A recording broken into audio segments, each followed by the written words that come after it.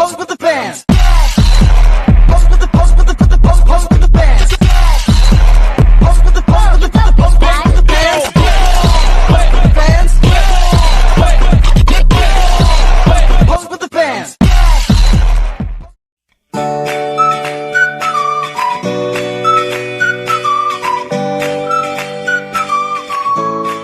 Konsep modal kerja, perputaran modal kerja, dan penentuan jumlah modal kerja.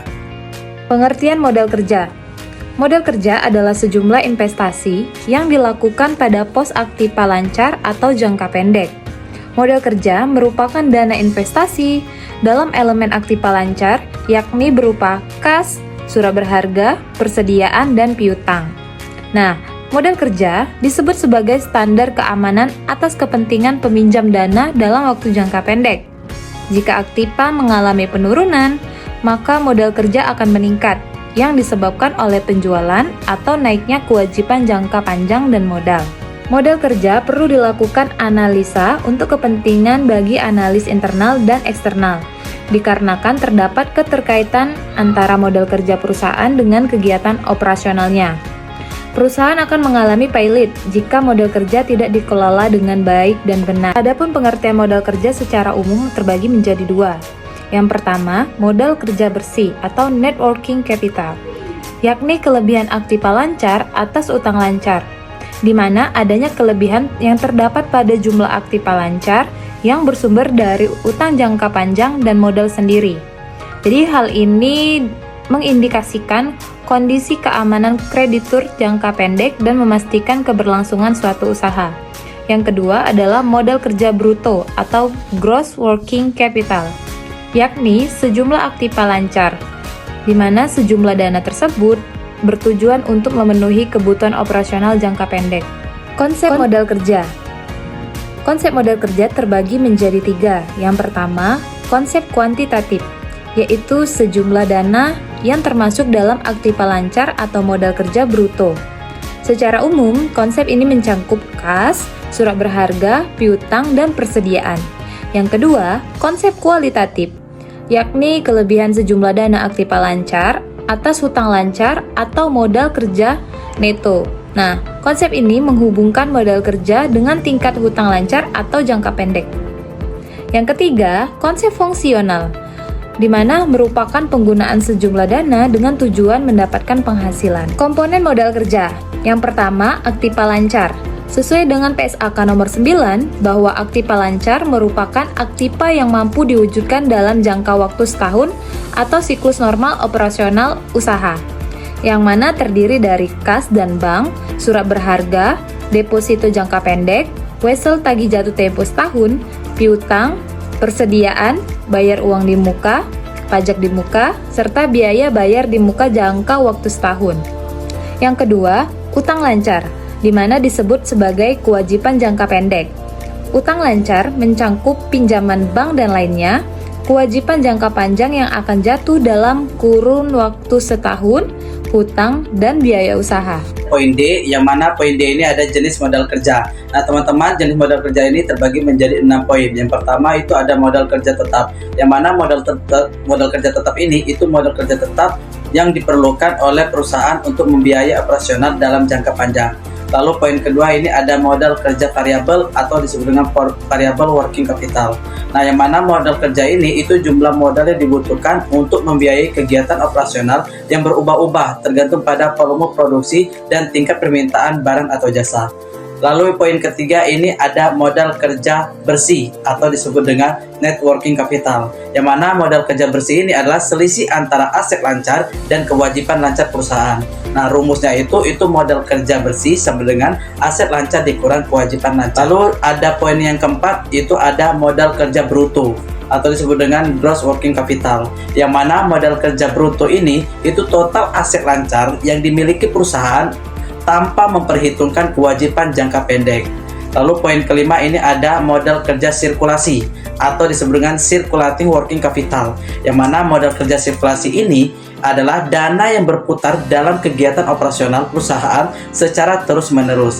Lalu yang terakhir itu ada modal kerja ekspansif atau disebut dengan expansive working capital, yang mana modal kerja ini Itu tambahan modal yang digunakan untuk memperluas kapasitas produksi atau memperbesar skala operasional. Teman-teman, selanjutnya ini ada poin E, yang mana poin E ini ada sumber modal kerja. Nah teman-teman, modal kerja ini memiliki sumber utama dalam komponen pengelolaannya. Nah di sini kami ada 7 sumber dari sumber modal kerja. Yang pertama itu ada pendapatan operasional, yang kedua itu ada profit atas penjualan surat berharga, yang ketiga itu ada penjualan saham, yang keempat itu ada penjualan aktiva tetap, dan yang kelima itu ada penjualan obligasi, dan yang keenam itu ada perolehan pinjaman, dan yang poin ketujuh itu ada hibah. Nah, berdasarkan komponen sumber modal kerja tersebut, maka jumlah modal kerja akan meningkat jika terjadi peningkatan modal itu bersumber dari laba penjualan saham atau suntikan investasi, lalu berkurangnya aktiva tetap yang disertai dengan peningkatan aktiva lancar karena adanya penjualan aktiva tetap. Lalu yang terakhir itu ada peningkatan utang jangka panjang, obligasi atau utang lainnya yang disertai dengan peningkatan aktiva lancar. Faktor-faktor yang mempengaruhi modal kerja. Yang pertama, sifat dan jenis usaha.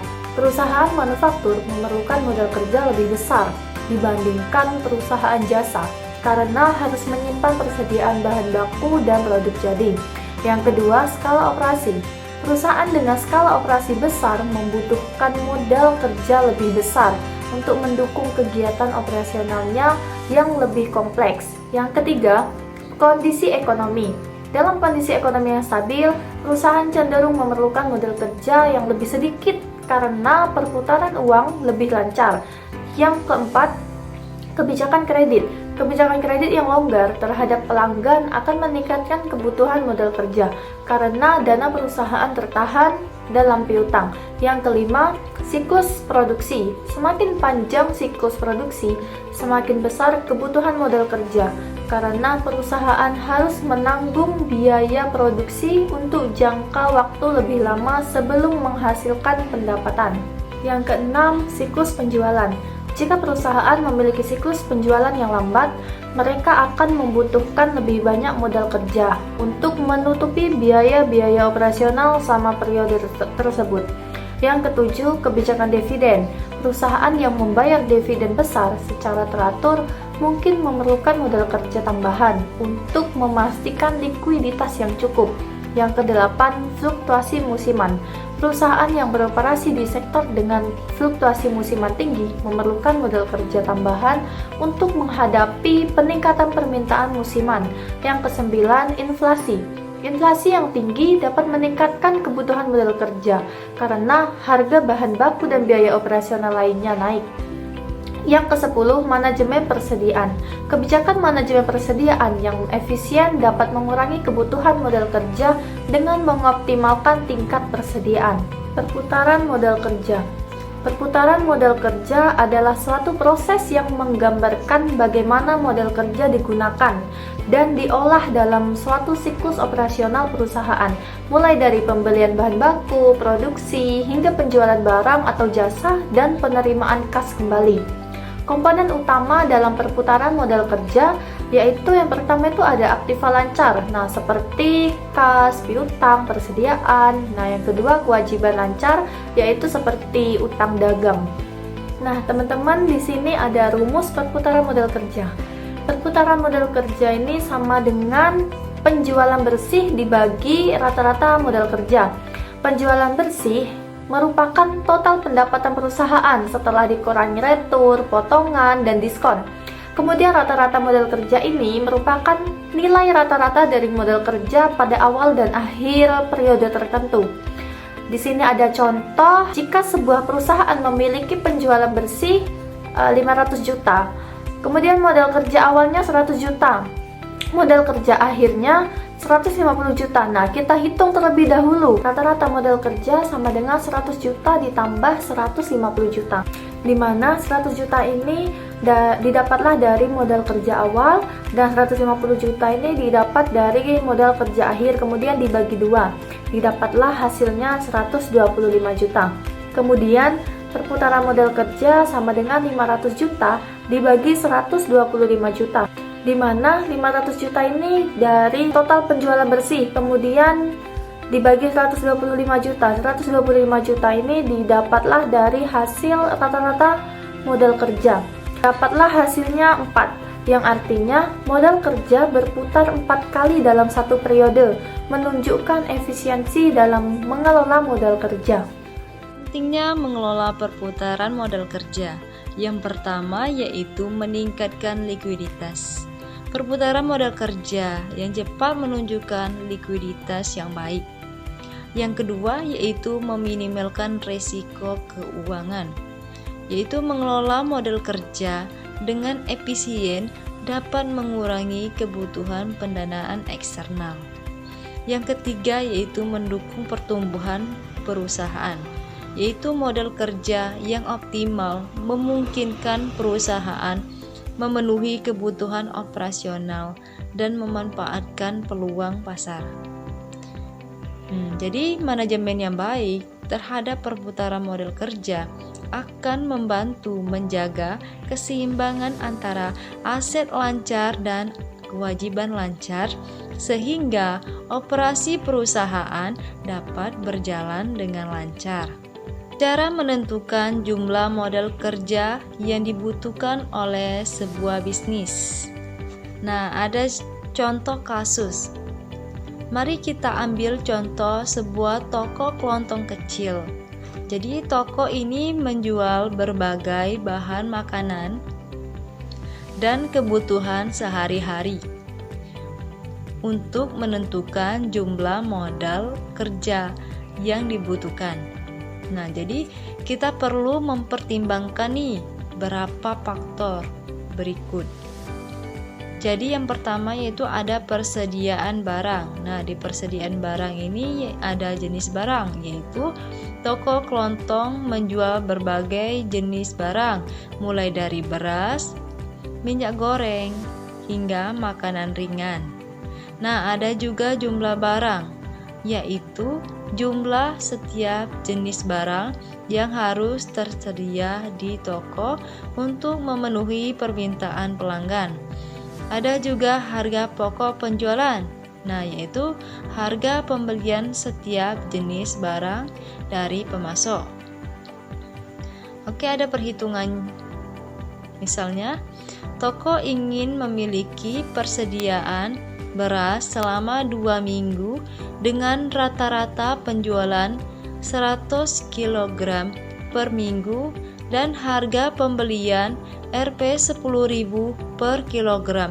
Maka nilai persediaan beras adalah 2 minggu dikali 100 kg per minggu dikali Rp 10.000 per kilogram sama dengan 2 juta. Jadi, lakukanlah perhitungan serupa untuk semua jenis barang yang dijual.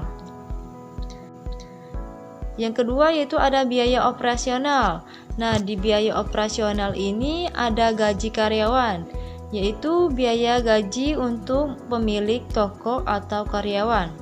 Ada juga uang sewa, yaitu biaya sewa tempat. Ada juga biaya listrik, air, dan telepon, yaitu biaya utilitas. Nah, ada juga biaya transportasi nih, yaitu biaya untuk membeli barang dari pemasok. Nah, ada juga biaya lain-lain seperti biaya pajak, biaya perizinan, dan lain-lain. Yang ketiga yaitu piutang usaha, yaitu ada kebijakan kredit. Jadi, apakah toko memberikan kredit kepada pelanggan? Jika iya, perkirakan berapa besar piutang yang akan timbul. Nah, dan terakhir yaitu ada kas, yaitu di kas ini terdapat uang tunai, yaitu jumlah uang tunai yang dibutuhkan untuk transaksi sehari-hari. Dan ada juga saldo bank, yaitu saldo minimum yang harus dijaga di rekening bank. Perhitungan modal tetap kerja. Jumlah tetap Total modal kerja adalah penjumlahan dari nilai persediaan, biaya operasional yang harus dibayarkan di muka. Misalnya itu adalah gaji karyawan dan kas yang dibutuhkan. Contoh perhitungannya adalah nilai persediaan 10 juta, biaya operasional di muka 5 juta, jumlah kas yang dibutuhkan adalah 3 juta, maka total kerja yang dibutuhkan adalah 18 juta. Kesimpulan, modal kerja adalah strategi akuntansi untuk menjaga keseimbangan antara aset lancar dan kewajiban lancar untuk memastikan likuiditas bisnis.